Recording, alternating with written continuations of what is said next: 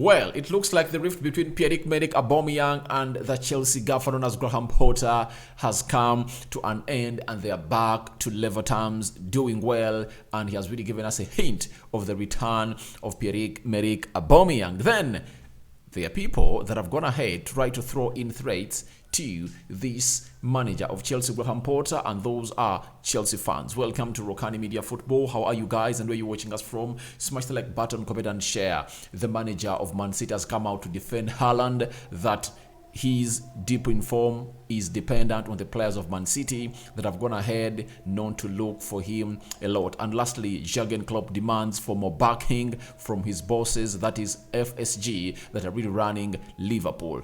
Smash the like button, comment and share, and don't forget to subscribe to this channel. Let's Rafi to Rambo. Not so, guys. So, good afternoon, guys. Today is really a very huge day. We are having Premier League games, and tomorrow we are having a Carabao Cup finale of Newcastle versus Manchester United at Wembley.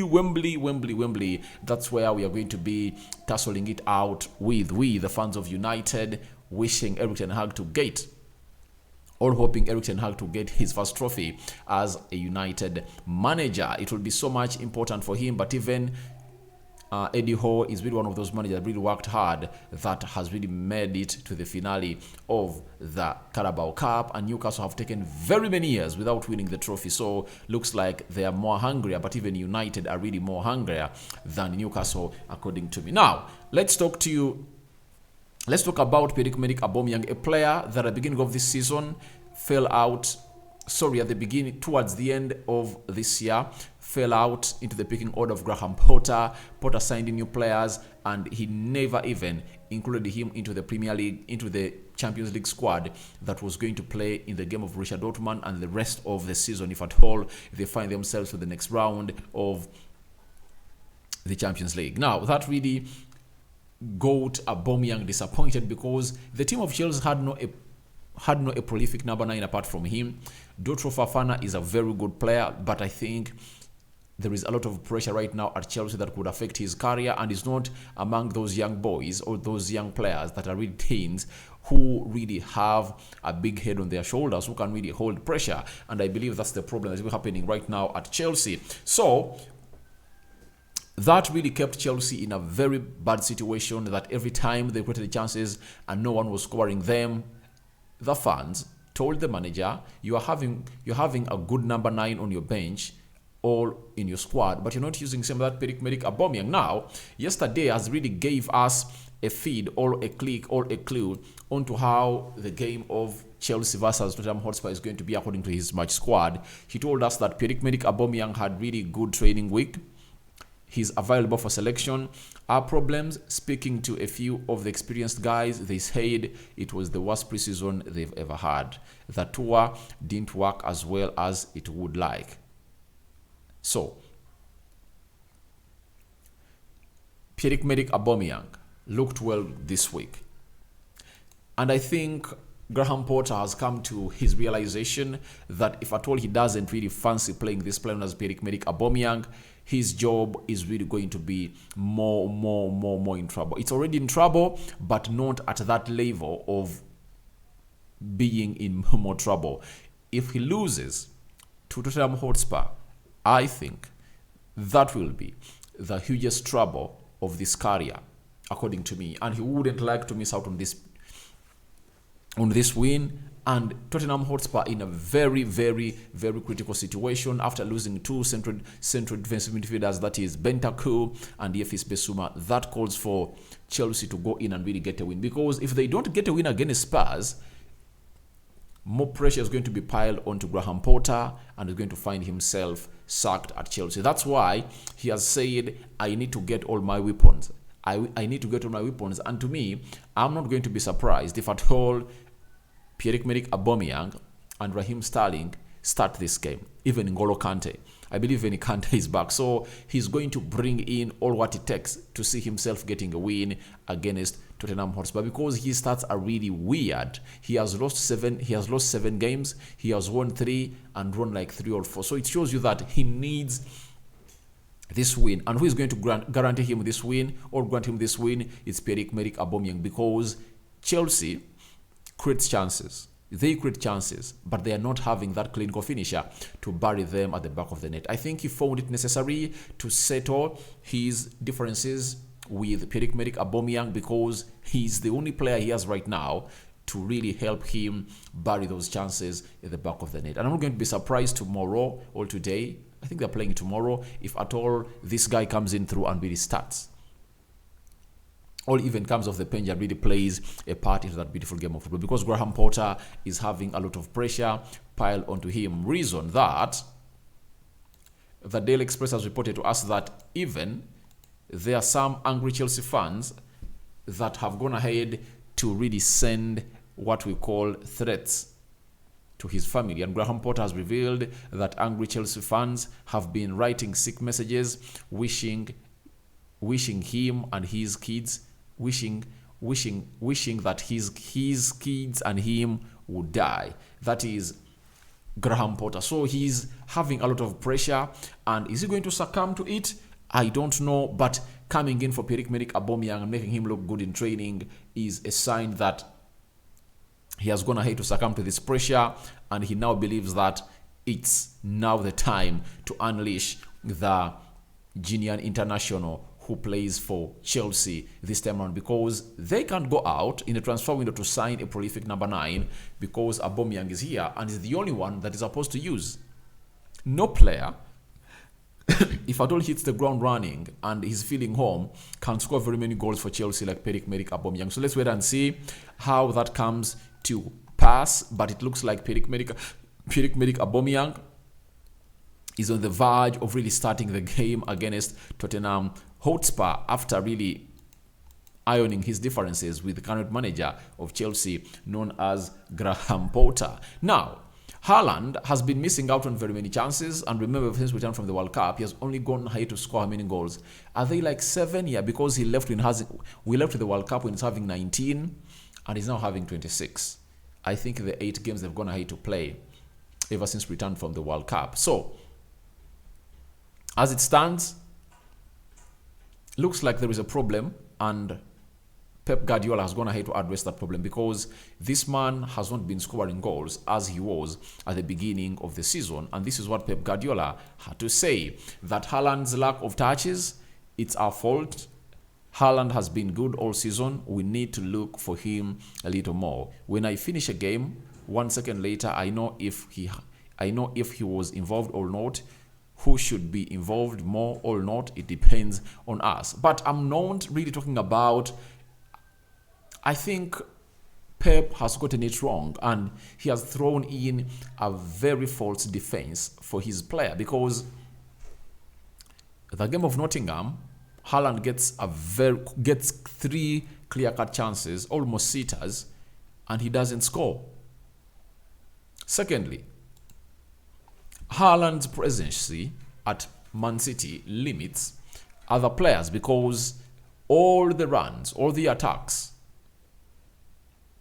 that should surge into the final third are supposed to pass through him, and he's not a very good ball-playing player.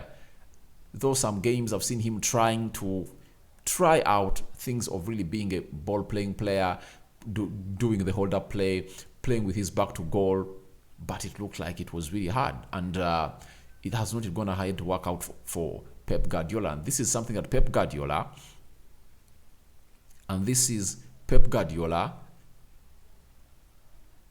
not understanding what he should do, and he just can't come out to admit that maybe he made the wrong signing and is just trying to make it right. But I believe Haaland is not that player who holds a very huge talent that he has to make right.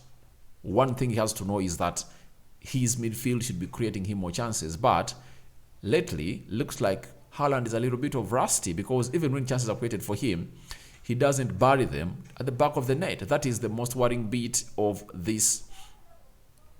That is the most worrying bit of this story. So I think he's also acknowledging that Haaland is not scoring in enough and is tasking the people around him to create more chances for him. But they've gone ahead to give them the balls, but he's not even scoring. Lastly, about this story, I think teams have really gotten to know how to isolate Haaland out of this beautiful game of football as he's playing for Man City, because his runs off the ball are good. So what they do, they cut off Kevin De Bruyne and Rodri. So they reduce on the supply and they let him be there without receiving the ball, because Haaland is not this kind of players like Gabriel Jesus, talk of Marcus Rashford, who can really come in through and really hurt you even if they're not having the ball, because those runs off the balls are really great if at all you are good at really doing what they call the hold-up play, or getting yourself involved with an aim of really creating space for other players, and Haaland doesn't do that. So I believe Pep needs to find means of really solving the situation, and one day, one time, it will come to our knowledge that Julian Alves is going to come in through and really bench this kind of player known as Haaland, because Alves increases the fluidity of Man City in the final third of the opponent, and Haaland just reduces the fluidity of Man City in the final third of the pitch. Now, let's go to the Liverpool manager, struggling, having been hit by Real Madrid 5-2. He has gone ahead and really told his bosses that, please, you must fund a summer spending spree, whether or not there is Champions League cash to pay for it. Now, he's issuing an order to them because he believes he needs a very huge spending spree. But this is where I don't understand this. Jurgen Klopp got it wrong in the January transfer window. I believe Cody Gakpo is a very good signing, but he was not that piece that was missing the jigsaw of Jurgen Klopp's Liverpool. That's it. I believe the most important player that would have gone in for would have been Sofian Amrabat to come and reinforce that midfield. That is the problem he did. He made a very wrong choice of a player. Bringing in Darwin Núñez was a good signing. Who else did they bring in? They signed Darwin Núñez, Calvin Ramsey, and Carvalho. You get? And after seeing all that, the World Cup came in through because Liverpool was having a very worst season, losing very many games, and they got a breather. And on their return, instead of signing a central defensive midfielder who's going to come in and redo the Fabinho role, they decided to go all out to sign a centre forward, because yet they had very many in plenty. When you look at Liverpool, if Fabinho is not functioning, then they are nowhere near good. The reason as to why Madrid goes easily through them like a knife through butter is because of the midfield. Fabinho couldn't stop any of those runs. You get? If you can't catch those runs, then you are nowhere near a good midfielder. So Fabinho maybe looks like he needs rest or what, I don't know, but he needs revamping. So he would have really brought in a player who is equally at the same level as Fabinho, who's going to give him a wake-up call that, please, even if you don't play, this man can get your job done. And according to me, I think he did a very bad mistake to sign a player known as Cody Gakpo.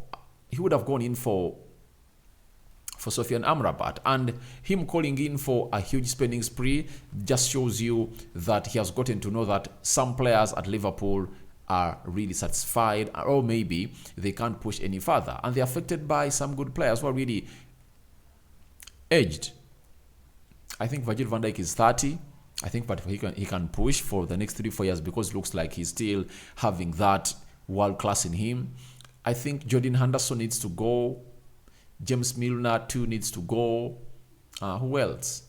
They need to offload some players and really bring in players. That's where we go to the story of Jude Bellingham. If at all he's talking about the spending spree, I think he's really having Jude Bellingham in his mind. But is Jude Bellingham going to be the solution to the central defensive midfield area of Liverpool? However much budgeting has gone ahead and coming through to do the needful, I doubt. I believe Liverpool should sign in a CDM who is really world class.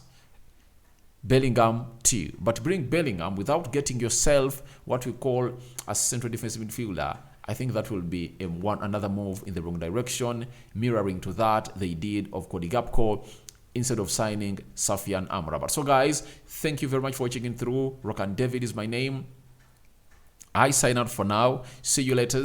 May the Almighty bless you abundantly. Your reactions are welcome in the comment section below. Bye bye guys for now. See you later. And I think I'm returning with the story of Gabriel Jesus, injury progress, amazing the Arsenal manager Mikel Arteta. And there is a game of Arsenal versus Leicester City later. Then Bournemouth is hosting Manchester City. Another big game for us to watch. I'm out.